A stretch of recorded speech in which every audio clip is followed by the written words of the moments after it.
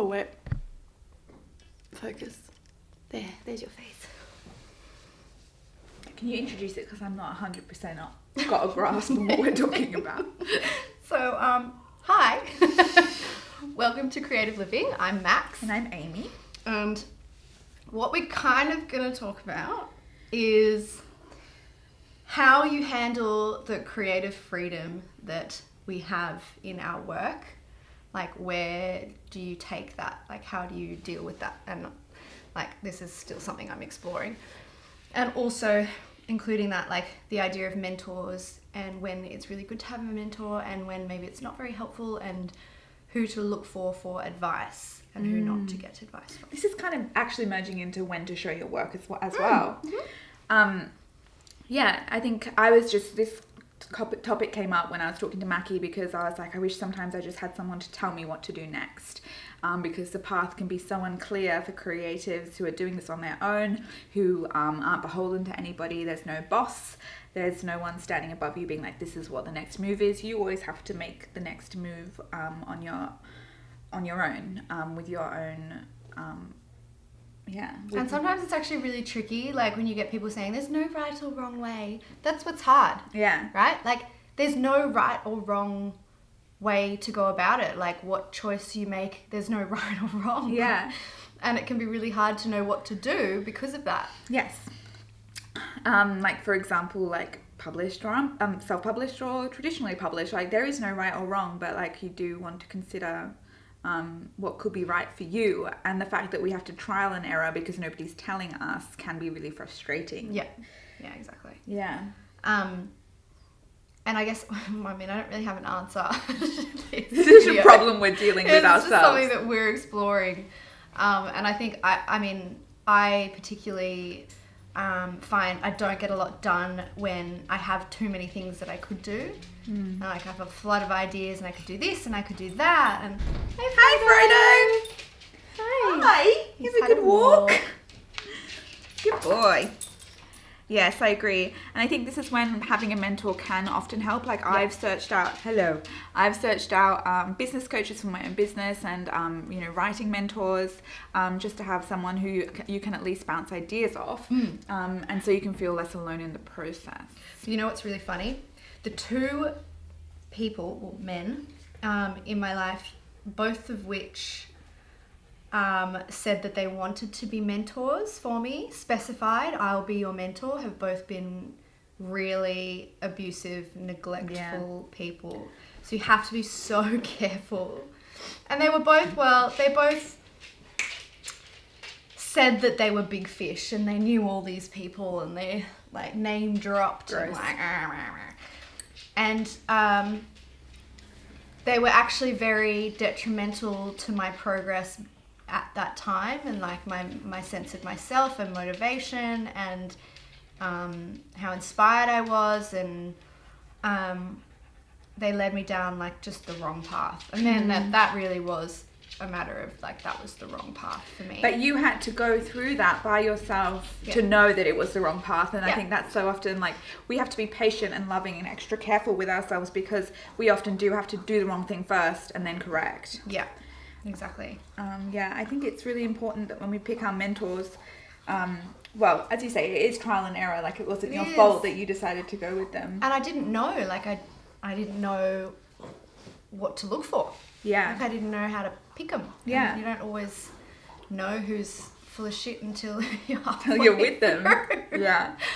Do you think you've learned from that? Do you think you'd be I able have. to pick a mentor? I have. I've got one at the moment more for business than creative. And he's lovely. He really is very supportive. And it's more for business, so it's not every aspect. I can't really go to him for all the creative stuff. Yeah. But I mean, still, it's a big deal, because I've come into this one kind of knowing what he can offer me and what he can't offer me, and what questions he can answer for me and what questions he can't. Yeah. So I think that's really interesting. Like, I had a few experiences with mentors. I have one more of a life coach at the moment, and I have a business mentor at the moment as well.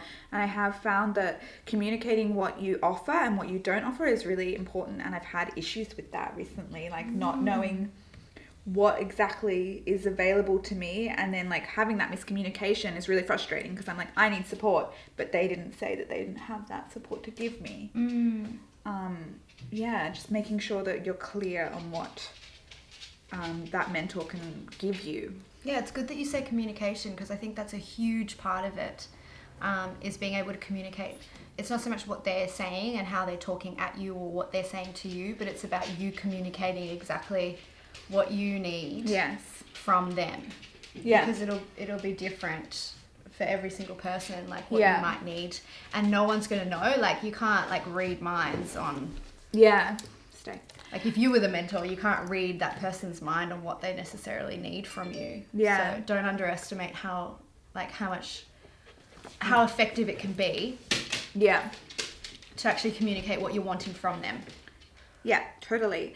And this wasn't intended for me spruiking my mentorship programs, but I think that's exactly what I offer is like, Frodo, fuck off, is tailored to everybody. So that, because every rider is going to be different, every mentorship needs to be different.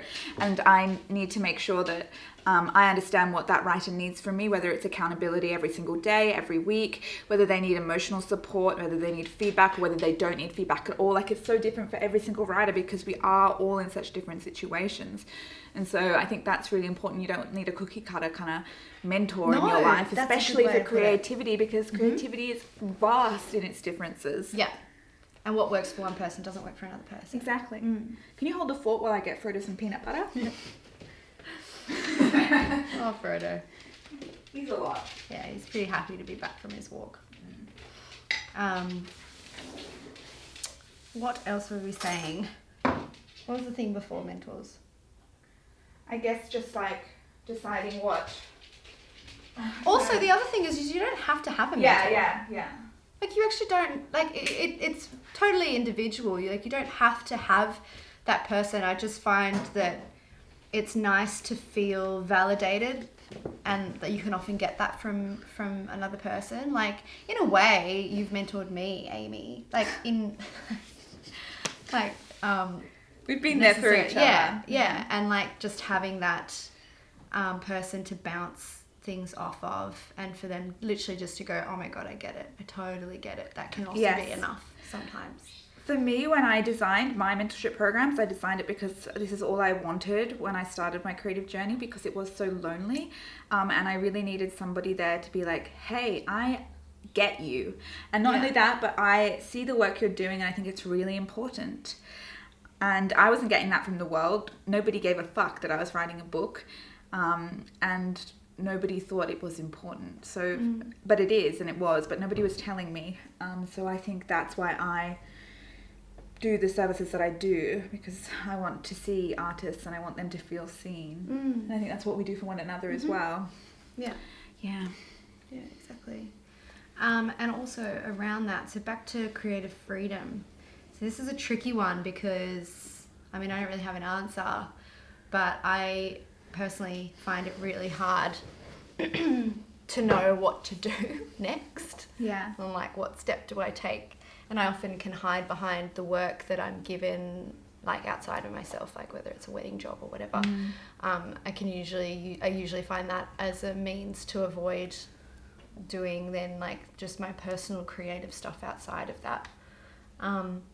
It's like 1,000 leaps of faith that you have to take from one piece of work to the next. Yeah. And just putting yourself out there vulnerably every single time, like not just from project to project, but from one tiny step in a project to the next tiny step in a project. And I don't know if you feel like this, Amy, but like often when I want to try something new, or I've got this idea and I'm not entirely sure how to like bring it to life, I feel like this real sense of almost apathy, but like just this heavy, it's like when you try something new and it's like a creative venture where you're the only one to answer to, for some reason it can feel really hard. Like there's this Very very heavy energy where you almost just want to, it makes you want to sleep in longer, or it makes you I know exactly what you're talking about. hungry like every 5 seconds. Yeah, super lethargic. Lethargic, yeah.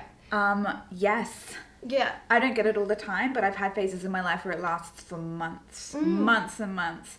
And I think it's just when you have to answer to yourself and you're not cool about it. It's like having a boss who says, yeah, I don't give a fuck whether you do the work or not. Yeah, and imagine living in a workplace where the boss is like, yeah, you can do it today or you cannot, I don't care.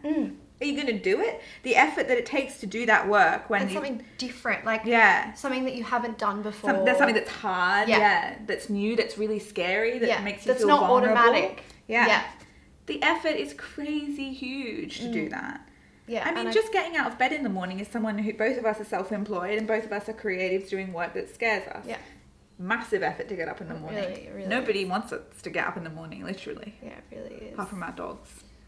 But it's, there's something, and people don't talk about that. Like, try all these new things and be creative and get out there and do something new. But often I find that doing something new, for some reason, can be so hard. Like, I can do all the automatic stuff that I've done a million times, or it's edit small documentaries about farms all over Australia, or like I'm even getting used to like this wedding that I'm about to finish, and like I can do things that don't require a lot of brain power, but when it's something that's so creative and so outside of the box, it's like everything feels so much harder and so much longer because we've got no like neural pathways Yes! to follow. Yeah, like we have Use to so much more energy. pave a new way. Yeah.